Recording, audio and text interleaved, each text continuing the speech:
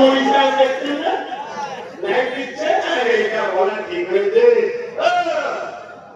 যখন আল্লাহ বলেছিল তুই মরিচা করেছিলি যখন রোজার মাসে ওই জাহান্নামের কুকুরটা গরিবের ইফতারগুলো ভেঙেছে গরিবের ঘরগুলো ভেঙেছে গরিবের ঘর ভেঙেছে রোজার মাসে নিরীহ মুসলমানদের ঘর বাড়ি ভেঙে দিয়েছিল রোজার মাসে নিরীহ মুসলমানদেরকে উচ্ছেদ করে দিয়েছিল বাচ্চা বাচ্চা ছেলেরা রোজার মাসে মেরেছিল 2021 মনে পড়ছে এই জাহান্নামের কুকুর যখন মুসলমানদের উপরে জুলুম করছিল এ মুনাফিক বক্তা মরিসে তুমি তখন কোথায় ছিলি যে জুলুমটা অন্যায় হচ্ছে ও তারা ভাড়া পাওয়া না যারা মরিছে তাই তো ভাড়া পা ভাড়া পড়ার জন্য তুমি দালালগুলোকে চেনা যাবে এই জন্য কি পড়াবি কিন্তু ভুল বলছি না দালালের কুকুর বলা যাবে না মাদ্রাসা রয়েছে এখানে মৌলানা সাহেবরা রয়েছে তিরমিজি শরীফের হাদিস ইবনে মাজাহ শরীফের হাদিস মিসকাত শরীফও আছে আল্লাহ নবী খালি দিতে পারে জাহান্নামের কুকুর বলেছে আল্লাহ নবী আমার বিরুদ্ধে যারা কলম করছে মূলত কোন জায়গায় কলমের খোঁজা মারতে বুঝতে পারছেন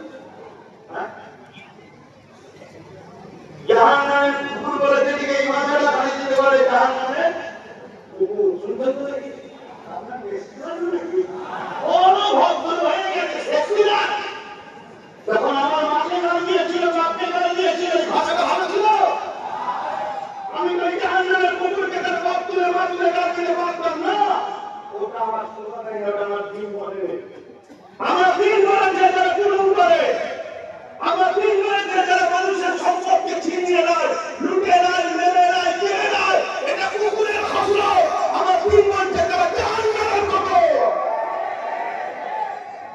এটিমের মাল খাবি এই এতিমখানা আজকে এই পকেটের দিনের উপরে মানুষ তার 4,000 টাকা মজুরি এতিমকে দিত বা এতিমখানাগুলোর পিছনে দিয়ে খেয়াল রাখতো তাহলে আজকে এতিমরা মরিনি হলে জিন্দগি কাটাতো না এতিমরা প্রতিষ্ঠিত হয়ে যেত এই এতিমের মাল খেয়ে খাবি আর জাহান্নামের কুকুর বলতে ভয় লাগে কোরআন তো আরো বড় কথা বলেছে এখন সব বলবো না আরো দেখে বেড়ে একটু দেখি আর পরে একেবারে চিনি বলবো অহংকার করছি আপনাকে বাদ দিই আল্লাহ কসম করে বলছি তাকে কসম করে বলছি তার কতটি হাতার পাশে তিনি জান আছে নিঃশ্বাসটা কেমিছি বাড়ার আগে বলে দিতে পারতাম যিনি আমাকে বার করার ক্ষমতা দিতেন তিনি হলেন আমার স্বতন্ত্র আমার রব আমার মালিক তিনি আমার আল্লাহ আমার অন্তরের খবর তিনি জানেন অবশ্যই আমার মকসদ একটাই সবাই সবার ধর্ম করছে সবাই সবার নিয়ে আসে আমার কোনো আপত্তি নেই আমার ইসলাম আমার ধর্ম আমার মুসলিমদের উপরে জুলুম হবে আমি এটা মেনে নিতে পারি না শুনছেন তো নাকি পাশাপাশি একজন রাসূলের উম্মত হিসেবে কোন ধর্মের পরিবারের উপর জুলুম হোক ওটা করতে মেনে দেওয়া যেতে পারে না এই জন্যই আমি লড়াই করছি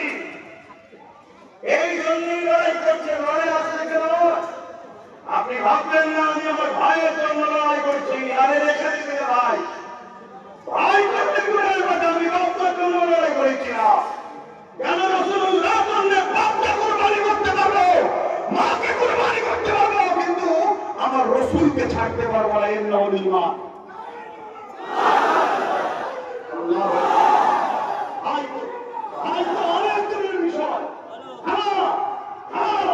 আমি ওর সাথে আছি সাপোর্ট করি ওকে কেন দরকার আছে মুহান আমাদের মুহান দাদা কোন ছেলেকে মেয়েটা কেস দিয়ে ভরে দিল তাকে থানা থেকে হুজুরের জমি হয় না ওখানে ওখানে দাঁড়িয়ে কোন জায়গা দখল করে নিতে হুজুর বলে সব জায়গা চিনি জায়গা হয় না তখন কেস কামাই করতে লাগে ওই জন্য তোকে বলে তুই কর আমি তোর সাথে আছি কিন্তু মনে রাখবি তুই জনপ্রতিনিধি আমি কি সাহেব শুনছেন না শোনেন কিন্তু কিছু মনে এক জায়গায় গুলিয়ে দেওয়ার প্ল্যান করছে যাতে করে আপনার সিদ্দিকীকে গুলিয়ে দিয়ে ষড়যন্ত্রের মানুষগুলোকে কাছে আমাকে খারাপ করতে পারে তোরা যতই চেষ্টা করি রসুল আমার কাছে আছে কেউ কেউ বলছে আপনার সিদ্দিকী ও তোর এই যে কথাগুলো বললাম এটাকে কাজ দিতে হবে। একেবারে ইসলামের দুশ্মনকে চিনানো মুমিন মুসলমানদের ঘরে এর নাম কি রাজনীতি? রাজনীতি তো রাষ্ট্র সেবা, রাষ্ট্রবাসীর সেবার নাম। আমার নবী রাষ্ট্রবাসীর সেবা করেছে না করেনি?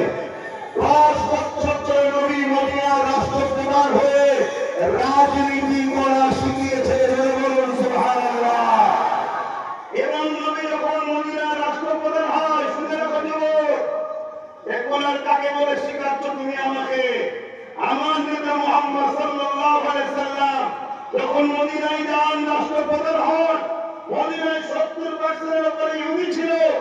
অগ্নি পূজারী, মূর্তি পূজারী, বহু ধর্ম, ইহুদি খ্রিস্টান সব ছিল।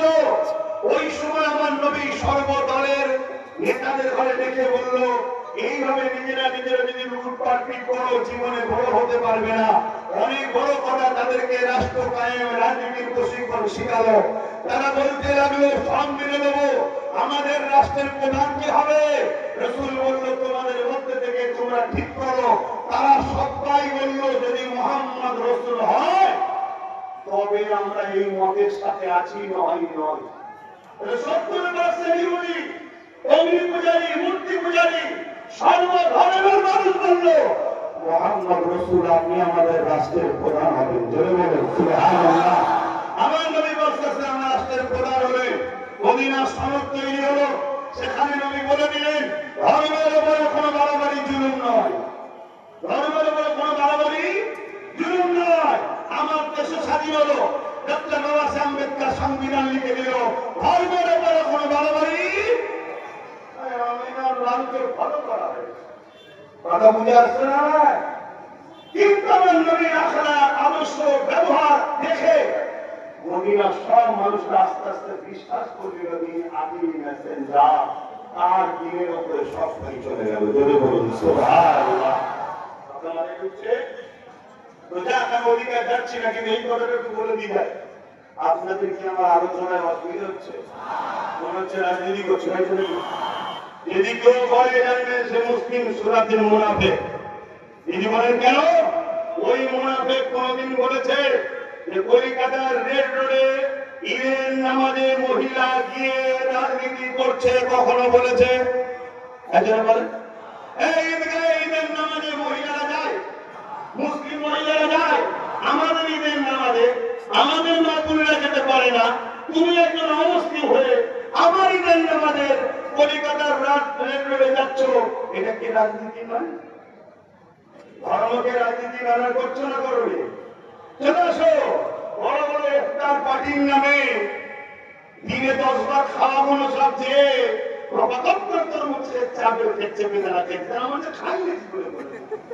এটা কি রাজনীতি নয়? এটা বলো, ধর্ম তোয়াইয়ের রাজনীতি এটা নয়?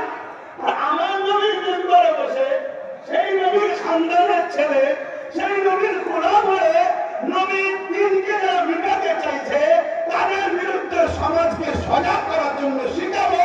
তুমি আমারটা রাজনীতি দেখছো, জানতে হবে তুমি মুনাফিক। শুনছেন? আর মুনাফিকের ঠিকানা কোথায়? জোরে বলো। আর জাহান্নামে শুধু বললে হবে না, মুনাফিককে বানাবে সব থেকে কঠিনতম নিকৃষ্ট জাহান্নাম। কেউ যদি এই হালে থাকো, তওবা করে ফিরে আসো। ফিরছে না? ফিরে ছেলেরা তওবা করছে না? করে না? বলো, ভুল রাস্তায় ছিল, তওবা করছে না? করে না? সবই ঠিক আছে, আপনি সব বলছেন, যদি কেউ তওবা করে না, কথা না। আচ্ছা, তওবা যে করবে আল্লাহ তাকে মাফ করে দেবে, ঠিক না? যখন তওবা করে নিচ্ছে সে কি আর পাপী হয়েছে? পাপের উপরে হয়, বর্তমানের উপরে হয়, পরিস্থিতির উপরে হয়। কথা বুঝে আসছে না? নাই। কিন্তু এটাও শুনে রেখে দাও, দিনের দুশ্মন আর মুশরিকদের মাপ নাই। শুনছেন তো? দিনের দুশ্মন মুশরিকদের মাপ নাই। আর এটাও শুনে রেখে দাও, আল্লাহর সঙ্গে কেউ যদি শিরক করার পরেও পরে মারতে কবুল করে না, আল্লাহ তাকে ক্ষমা করে দেবে বলেছে। কিন্তু আমার রাসূলুল্লাহ সামনে কেউ যদি বিয়াদবি করে, আমার আল্লাহ বলেছে তাকে আমি তওবা করার সুযোগ দেব না, তাকে আমি পরিবর্তন হবার সুযোগ দেব না। এ না জওয়ানেরা, তরুণেরা, বাবেরা, এই মনে রেখে দেবে আমার রাসূল পাক সাল্লাল্লাহু আলাইহি ওয়াসাল্লামের গোষ্ঠীর ইসলামকে মিটাবার ষড়যন্ত্র চলছে। ওই কাজে যদি তোমরা অংশগ্রহণ করে পারো, নাজাত হবে না। আল্লাহ পাক সুযোগ দিয়েছে, তওবা করে নাও, পরিবর্তন হয়ে যাও, ফিরে আসো, ফিরে আসো। এ যুবকেরা, তরুণেরা, বাবেরা, জালিমদের কাজ হলো তোমাদেরকে আল্লাহর ভয় না দেখিয়ে জুলুমের ভয় দেখাবে। জালিমদের কাজ কি আল্লাহর ভয় দেখাবে না, কিসের ভয় দেখাবে? আর মুমিনের কাজ কি? আল্লাহর ভয়ের কথা বলবে। কারণ যে আল্লাহকে ভয় করে, ওয়ালিমান খাফা মাকাম রাব্বিহি জান্নাতান, আল্লাহ তাদেরকে দুটো জান্নাত দেবে। জোরে বলুন সুবহানাল্লাহ। করোনা তোমার কথা অসুবিধা হচ্ছে? আচ্ছা, আমেরিকায় প্রেসিডেন্ট কি মুসলমান? কোনদিন হয়েছে মুসলমান? আমেরিকার প্রধান সেনাপতি, আমেরিকার রাষ্ট্রপতি, আমেরিকার পিএম, আমেরিকার যারা পদে আছে সব মুসলমান। তারা তো বলেছিল ইসলামকে মুছে দেবো, মুছতে পেরেছে? উপরন্ত কি হয়েছে? কেন পেরেছে? আতর যত লড়াই, মজবুত তত ছড়ায়, চুপ থাকলে হয় না। আল্লাহ দিয়ে রেখে তোমার আল্লাহ বোঝে। আজও যদি কেউ মনে করে ক্ষমতা করে ইসলামকে মিটিয়ে দেবো, মুছিয়ে দেবো, সে কি পারবে? কিন্তু আমাদের ডিউটি আছে না নাই? দিনের পক্ষে কথা বলা। বাবেরা, নওজওয়ানেরা, এই বিষয়ে আরেকটা কথা বলে যান।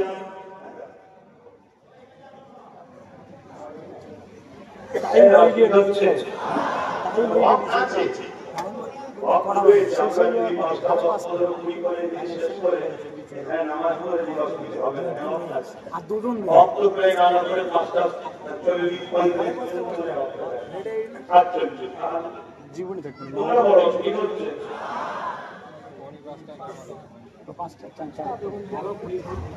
জিন্দেগির মাকসাদ বলো, তোমাকে আল্লাহ বানানো কেন বলো? সূর্য বানিয়েছে তোমাকে আমাকে রশ্মি দেবে, গাছ বানিয়েছে তোমাকে আমাকে ফলমূল অক্সিজেন দেবে, চাঁদ বানিয়েছে তোমার আমার মাসের হিসাব ও নাইট ল্যাম্প হিসাবে। তোমাকে আল্লাহ বানাবো কেন? একটা মাকসাদ বলো। তোমার মাকসাদ হলো একটাই, এই জমিনে নবীর গোলামি করা, অন্যায়কে মিটিয়ে ন্যায়কে প্রতিষ্ঠিত করা, এটাই হলো তোমার আমার মাকসাদ। সুবহানাল্লাহ। যদি মাকসাদ বাস্তবায়ন করতে না পারো তাহলে নাজাত নাই। আর এই মাকসাদ যদি বাস্তবে রূপ দিতে পারো তবেই কিন্তু নাজাত। যদি বলুন সুবহানাল্লাহ। আর সুলতানপুর এলাকার মানুষ এই প্রথমবার মনে আপনাদের এলাকায় লাগে। তো যাই হোক, আমার কথা দেখেও কষ্ট পেয়েছো কি জানি না, তবে আমি একটা ছোট্ট কথা জিজ্ঞেস করবো। নিশ্চয়ই তোমরা শুনেছ কেন্দ্র সরকার ওয়াকাফ কানুনের নামে 2025